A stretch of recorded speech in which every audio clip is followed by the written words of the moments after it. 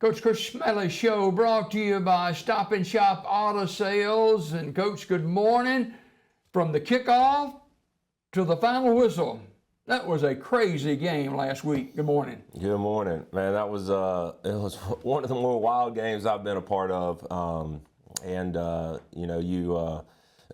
talk a lot as a coach about not quitting and not giving up, and sometimes until you experience that, it may be hard for your guys to really believe in it. And that was one of those games where our guys didn't give up, and we found a way to win the game.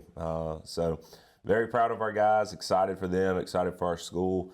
It was a big region win for us. No doubt about it. The opening kickoff, nearly run out the end of the stadium. First offensive play from scrimmage, they get on the board, and it's uh-oh. But Sylacauga, there were some plays in that game. It's beyond description almost.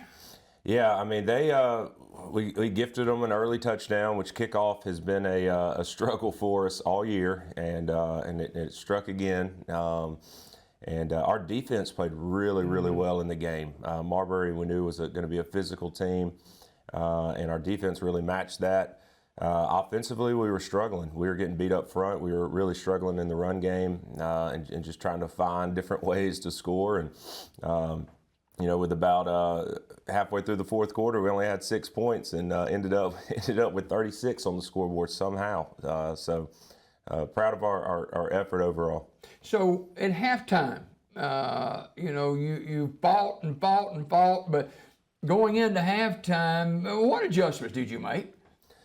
We really tried to challenge our guys up front. They were beating us up specifically out on the edge and our tight end wing stuff, and we like to run out kind of off tackle a lot, and we weren't getting much going there. And so, it was just all hands on deck, trying to find some ways to adjust.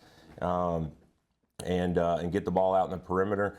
And I can't speak enough about how well C.J. Franklin has been playing at quarterback. He carried the ball 20 times, threw the ball a lot. And then Juice Riley, our receiver, he ended up with 16 catches for over 200 yards and 4 touchdowns, which I've never seen a receiver have 16 catches in a game. Sometimes you might go the whole year and not have 16 catches. So, he was kind of our guy that we just said, hey, we're going to keep forcing the ball to Juice and let him make plays for us. And, that's back-to-back weeks. They had outstanding games. Yeah, they've played really, really well. Juice is actually the number 3 receiver in the state, regardless of classification right now, yardage-wise. I think top 5 in touchdowns. So he's had a tremendous year. Everybody wants to know if this play where Riley came from nowhere, seemingly near the sideline. Some folks said he was off the sideline, where he went from nowhere to the end zone. And I've heard and seen something similar to that before. Talk about that play. Yeah, so we actually accidentally lined up with only 10 guys on the field. And so it was sort of we're sitting there talking, do we have 11 guys? And we ran them out on the field, and CJ looked up and saw him standing out there, and no one was out there covering him. He just took the ball and threw it to him and ran it to the house. It's amazing. That is amazing. Late in the game, 2 minutes and some change, didn't look good. I mean, they had their first big play offensively, really, of the entire game, and broke off a long touchdown run with about 2.5 minutes to go up 2 scores. So right, at that moment, even as the coach, it's kind of like, shoot, we're going to let this one get away from us. Marched down the field and scored, got an onside kick. Juice Riley, again, was our point guy and kept it in bounds, and Kenson Threet recovered the ball. Went down and scored. We had a play over the middle on a 3rd and long where Tyler Tarpley caught a ball in about triple coverage down to the 6-yard line.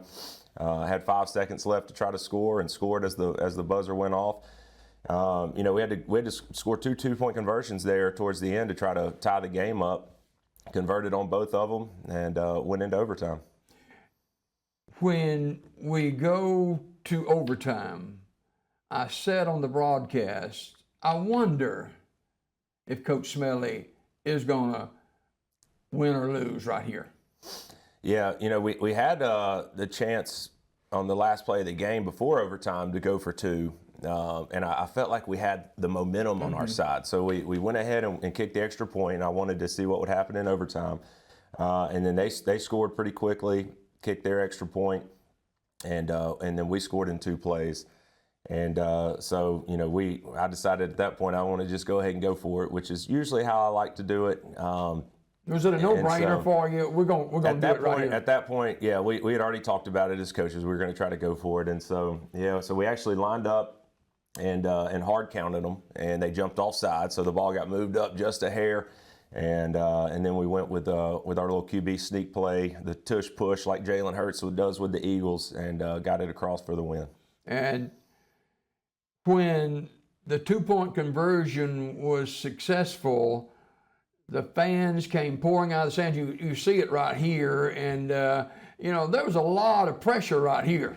Yeah, you know, and that right there is 11 guys all pushing in, and it wasn't easy to get across the goal line right there. Can you dance like some of those guys are dancing? Not hardly. But man, yeah, the students erupted. You know, if we're in the SEC, we're getting a fine right there, and but everybody was excited. I tell you what, our school needed that, our students needed that, and definitely our football team needed that, and so a huge win for us. And now it puts us in position where we feel like we almost control our fate to be able to make the playoffs with a win next Friday against Elmore County.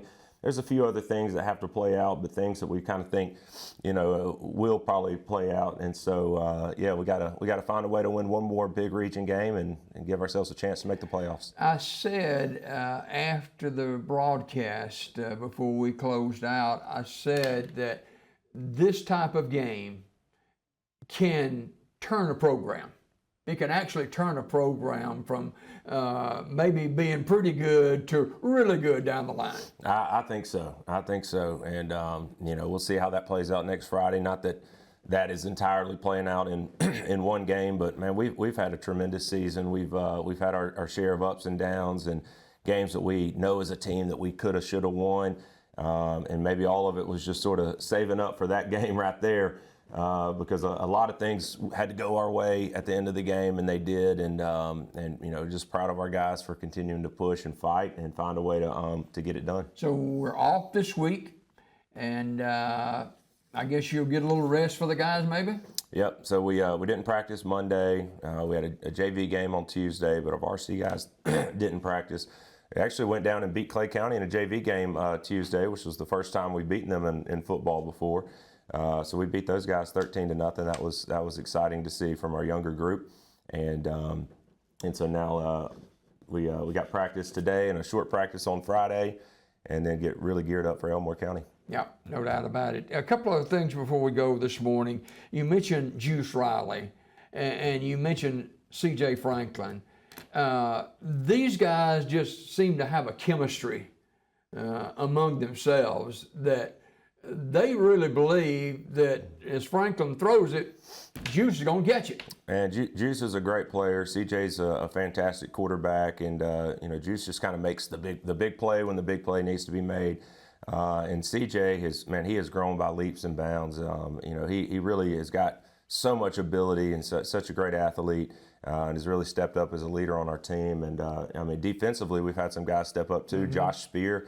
Who's a basketball player who I was trying to get out and play football since I've been here, and he finally did his senior year. He had a huge game Friday, and was one of the leaders of our defense as well. So, you know, it's a team effort, and it all came together for us there. And finally, with Tarpley, you know, that was a huge play, and being at the right place at the right time sometimes pays off, doesn't it? Yeah, and he's not a guy that we've really thrown the ball to downfield very much. We've handed the ball to him out of the backfield and thrown some short passes to him, but he's a tremendous athlete, only a sophomore, and probably a guy that we need to get running some deeper routes and doing things. He's a really good athlete. He's a guy that plays. He starts on offense, starts on defense, starts on every single special teams. And so just a really special kid that pours his heart out every Friday night. If there was a play that you look back on a week later and say, we needed that, What would it have been? I think the throw and catch to Tyler down to the 5-yard line. I think that was the one that put us in position to have a chance to win the football game.